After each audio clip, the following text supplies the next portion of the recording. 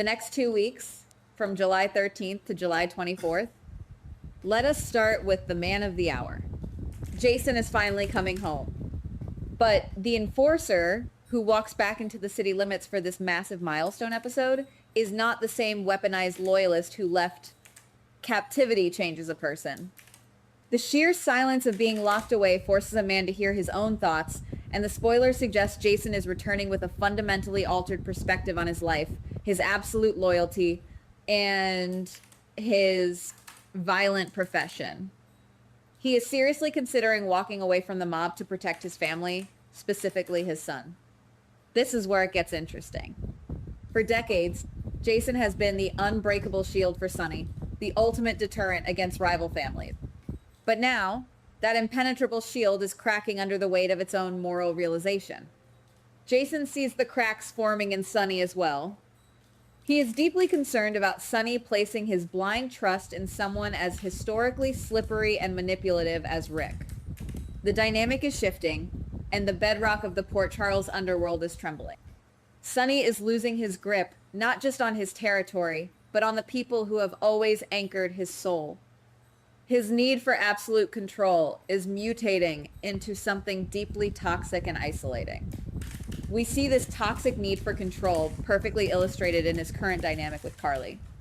Carly is fighting tooth and nail for her romantic independence, demanding the right to choose her own path and explore her undeniable connection with Valentine. But Sonny simply cannot let her go. He is enlisting Brick to actively sabotage Carly and Valentine, effectively treating his ex-wife like a piece of territory that he still owns and must protect from foreign invaders. There are heavy predictions floating around that Valentine is preparing to actually propose to Carly, a move that would solidify their bond and completely sever Carly from the mobster's orbit. Naturally, we can expect Sonny and Brick to crash this romantic milestone, doing whatever it takes to ruin the moment. It is a fascinating psychological study of Sonny. He does not necessarily want Carly back in his bed right now, but his ego absolutely refuses to let another powerful, dangerous man have her. But the adults are not the only ones drowning in the consequences of violence and control. We need to talk about Rocco.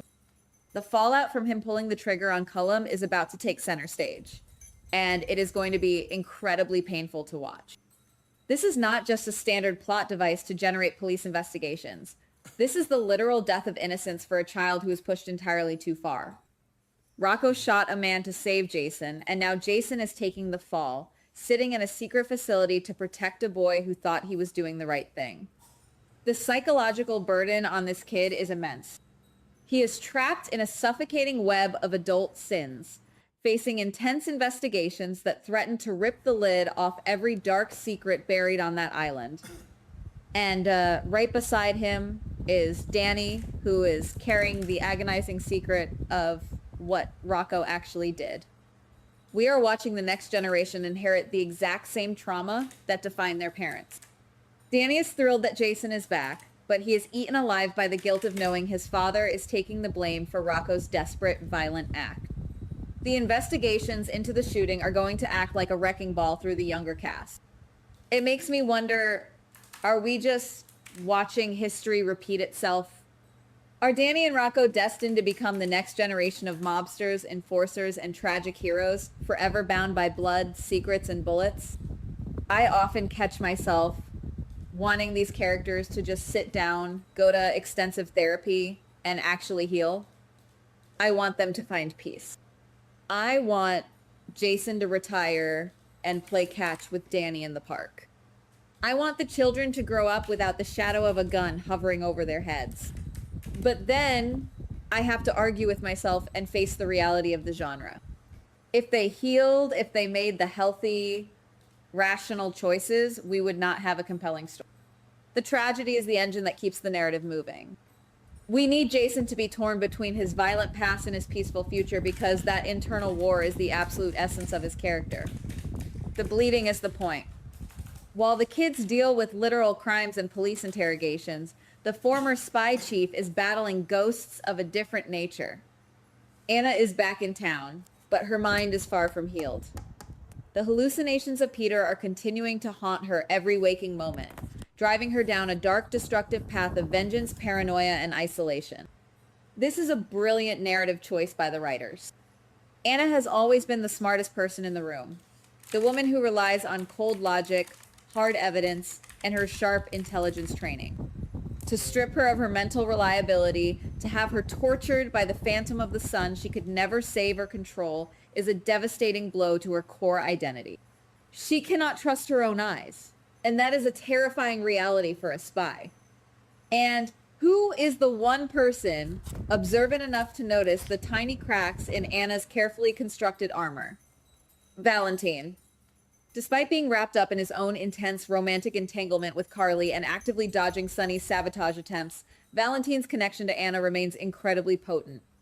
He is beginning to sense her strange, erratic behavior. Valentine is a man who has spent his entire life reading people, manipulating complex situations, and uncovering deeply buried secrets. The irony is palpable here. The master of deception is now determined to uncover the truth behind the deteriorating mental state of the woman he once loved. Will his intervention save Anna from the brink of madness, or will it only push her further into Peter's hallucinatory grip? Let us pivot away from the spies and mobsters and look at the hospital, where the corporate power dynamics are shifting in a way that is bound to cause a massive explosion. Willow is set to secure a highly coveted seat on the hospital board. This is a massive elevation in her status, moving her from a sympathetic nurse and teacher to a legitimate power player in the corporate medical world. And predictably, Tracy is absolutely infuriated by this development.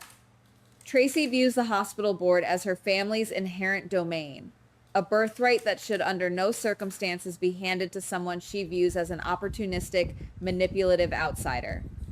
The impending war between Tracy and Willow is going to be delicious to watch, especially since Tracy has already drawn sharp comparisons between Willow and the infamous Nell. But Tracy might be entirely right to be worried, because Willow is treading into very dark, morally ambiguous waters. Drew is slowly recovering, gradually regaining his mobility and his cognitive function. You would normally think this is a cause for celebration among family, but Kai is watching the situation unfold with growing dread. Kai realizes that as Drew heals and regains his voice, he becomes a massive liability to Willow. The terrifying fear is that Willow, desperate to keep her dark secrets hidden and maintain her newfound corporate power, might actually take extreme steps to silence Drew permanently before he can fully recover. Think about that stunning character evolution. We are watching Willow transition from a perpetual victim into someone who might be capable of ruthless, calculated harm just to protect her empire. Meanwhile, Nina is undergoing her own fascinating transformation across town. Instead of wallowing in her usual cycle of victimhood, tears, and impulsive mistakes, she is actively aligning herself with Brennan.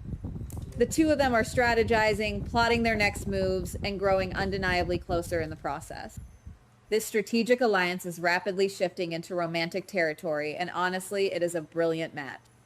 Brennan offers Nina a level of cunning, stability, and ruthless protection that she has always craved, while Nina provides Brennan with an emotional anchor and a reason to fight in this city.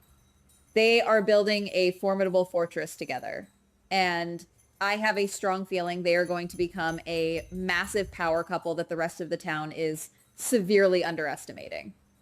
On the domestic front, emotional tensions are reaching an absolute boiling point for Portia. She is already stretched incredibly thin, dealing with exhausting family drama, medical crises, and her own internal anxieties. The predictions indicate that Jordan is going to pay Portia a visit right as these emotional tensions hit their absolute peak. The confrontation between them, combined with the sheer stress of the situation, is going to trigger Portia into early, difficult labor. And in a twist of pure, unadulterated soap opera poetry, it looks like Jordan might be the one forced to step up and help deliver the baby or frantically rush her to the hospital. The complex layered history between these two women, bound by their shared love for Curtis, bound by years of past resentments coming to a head during the traumatic birth of a child, is incredibly compelling television. Amidst all this heavy, suffocating drama, we do have a bright beacon of hope shining through the younger generation. Trina and Gio are riding incredibly high after their successful, emotional musical performance. The industry is taking serious notice of their talent, and they are both receiving exciting offers for new music projects. It is a beautiful, refreshing counter-narrative to the darkness consuming the older generations. While Sunny, Carly, and Jason are fighting over mob territory and old, rotting grudges, Trina and Gio are actually building a bright future based on talent, passion, and artistic expression. It opens up a whole new world of career opportunities for them, proving that you can actually escape the gravitational pull of the city's misery if you simply focus on your own light. But of course, the medical world never stays quiet for long. The massive milestone episode also brings us the official debut of the arrogant, hotshot new surgeon, Tristan. And right out of the gate, he is on a direct collision course with Britt. Britt is finally tasting true freedom, having her legal troubles sorted and learning the miraculous news that she is not actually dying of a genetic disease. She is ready to aggressively reclaim her life, her authority, and her career. Enter Tristan, who immediately clashes with her in the hospital corridors. The instant rivalry, the sharp tension, the battling egos, it is the absolute classic setup for an enemies to lovers trope.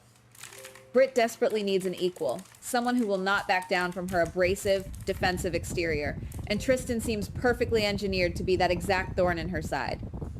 We cannot ignore the heartbreaking situation unfolding with the absolute youngest members of the Canvas. Cody is burdened with the terrible, soul-crushing task of breaking the news to young James.